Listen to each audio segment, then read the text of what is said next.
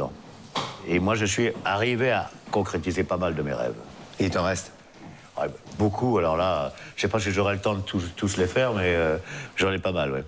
Ils se nourrissent au fur et à mesure. Surtout dans la musique. Surtout dans la musique, ils se nourrissent au fur et à mesure. C'est chaque fois que tu atteins un stade que je veux faire, et puis j'ai mon fils qui va venir avec moi, ça va être super, ça va être une tournée rock'n'roll, famille, blues. On va faire ça comme ça. Et puis ça va être bien, quoi. Je savais pas, ça on va en parler tout à l'heure, mais c'est donc David. Non plus, je découvre. Non. Tu l'apprends là aujourd'hui. Je dis. Tu vas à la batterie. Hein? Tu vas à la batterie. Oui, il veut venir à la batterie. Ouais. Ça me rappelle 79, quand Johnny a présenté pour la première fois à Pantin. Bah là, il va me représenter, tu vois. Avec les lunettes laser. Non, parce que c'est bien de fois quand même. Il était pas très content en 79. Oui, il faisait la gueule. Oula. Oh là là. Non, je faisais pas la gueule, j'étais surpris. Ça a été surpris, voilà. J'étais surpris parce que d'un coup, j'entends. Je commençais, je sais plus quel rock, c'était. Rien que 8 jours. Rien que 8 jours, rien que 8 jours. Rien que 8 jours. Et j'entends une batterie, j'ai dit, mais qu'est-ce que c'est?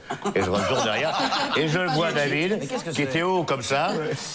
On le voyait pas dans la batterie, tellement la batterie était haute. Et je dis, et je cherchais, je dis, mais c'est David. Et c'était complètement. Mais moi aussi, je le cherchais, parce que, si tu veux, la batterie était tellement haute pour moi, j'étais comme ça. Et, mais je me souviens d'un truc, c'est qu'entre les tomes, quand même, j'avais une vision, quand même, tu vois, j'avais une petite vision. Et t'as mis du temps à te retourner, parce que t'étais avec le public et tout. Ouais. Et c'est vrai que c'était un morceau où c'était le batteur qui renvoyait sur voilà. Mon batteur était en train de merder un peu, là, bon, c'est pas grave. Et au bout d'un moment, quand même, je me retourne. Et c'était David, mais qui jouait très bien. Et donc moi j'ai fait comme ça. Et si tu veux, quand j'ai vu la tête qu'il a fait en me regardant, je me suis dit, ça va chier quand je vais rentrer chez moi. Ça va pas bien se passer du tout. Oh, ça s'est pas passé comme ça. Non, ça s'est pas passé comme ça, mais tu vois un peu. Et en fait, ça s'est bien passé. En tous les cas, les fans approuvent les choix de Johnny. Et je crois que tes fans t'ont toujours suivi de génération en génération. Et alors, parfois même, ça pousse un peu à l'hystérie, les fans d'Hallyday. Regardez, Johnny et les fans. Let's go!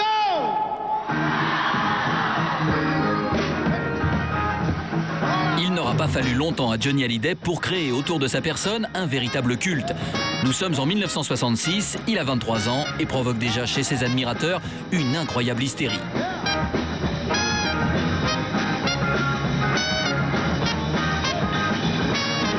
Mais écoutez plutôt les jeunes femmes venues faire le pied de grue devant les appartements de la star. Elles sont très motivées. On ne le considère pas comme un homme normal d'ailleurs. Hein. C'est notre idole. Oh, bah, c'est notre idole. C'est un dieu. Puis même, il n'a pas besoin de parler. Il passe, ça y est, on est contente. On n'a pas attendu pour rien. Voilà. Moi, je trouve qu'il a des pulls formidables. La façon de s'habiller. On ses pulls et ses bottes. Comme il fume énormément, à chaque fois qu'il jette une cigarette par terre, je le ramasse, puis je le garde, et puis après, dans des petites boîtes, je mets la date.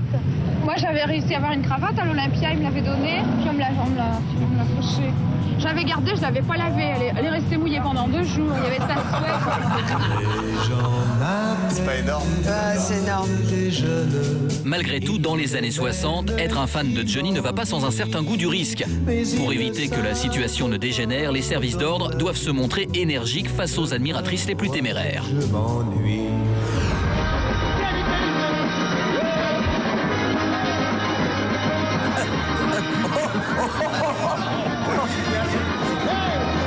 Délicat, lui. Mais rassurons-nous, aujourd'hui, il n'y a plus de risque à être fan de Johnny. On y va désormais en famille. Johnny n'est plus l'idole d'une seule génération, mais de toutes les générations, de 7 à 77 ans. Je suis le père et la mère, ma fille et son mari. J'ai été bercé avec Johnny depuis que je suis né. Et la passion s'est transmise entre père et fille. Ma femme a 2 hommes dans sa vie, moi et Johnny. Non, Johnny et moi. Ça va pas, on met un Johnny et hop, c'est reparti. Elle a commencé à le voir, elle avait 10 ans. Mais il faut pas croire que la nouvelle génération l'aime pas Johnny, c'est pas vrai. C'est une drogue, pour moi c'est une drogue. Quand un coup de cafard à la maison, c'est un DVD, et puis je suis guéri. Ah, pas besoin de médicaments, je suis guéri.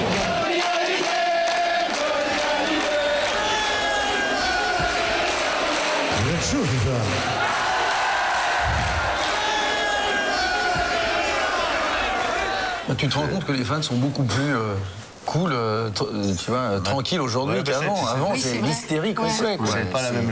C'était pas puis les la vies vie sont n'était beaucoup pas la plus même sympas non plus. aujourd'hui. Alors il y a un phénomène incroyable qui se passe avec toi.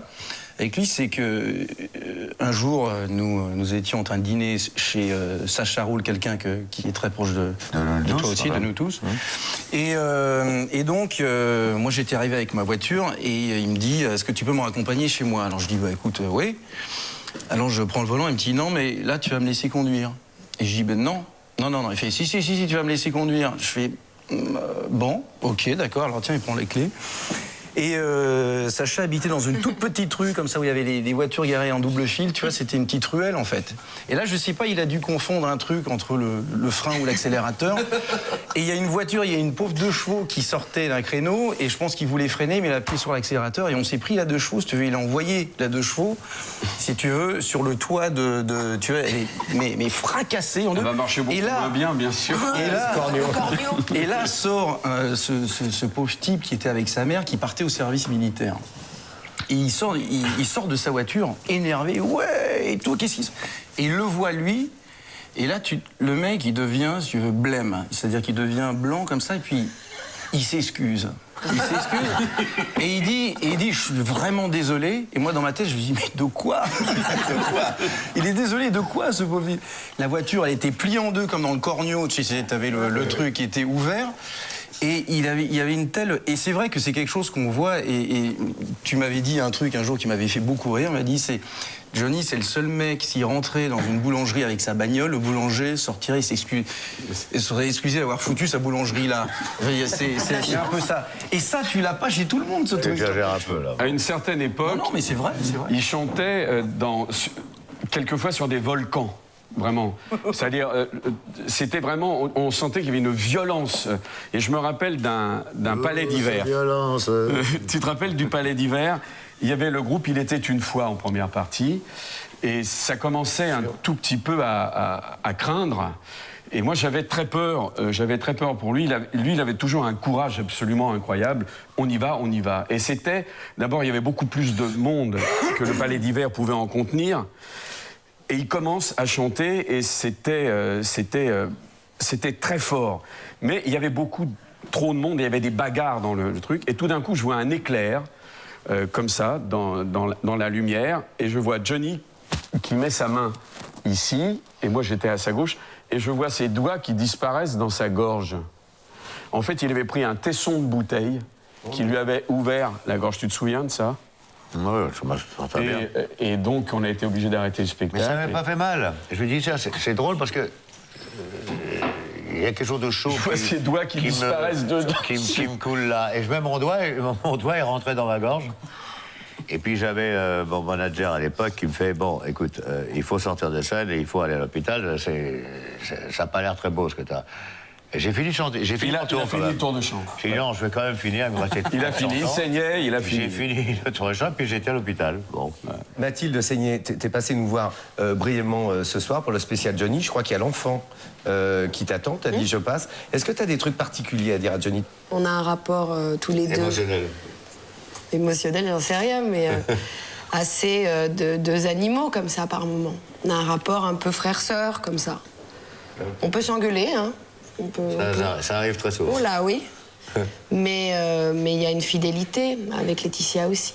Merci beaucoup d'avoir été avec nous, d'être passé nous faire le petit bisou et d'être dans cette émission autour des amis de Johnny et de la famille Hallyday. Merci beaucoup Mathilde. Au revoir, à tout bientôt aussi.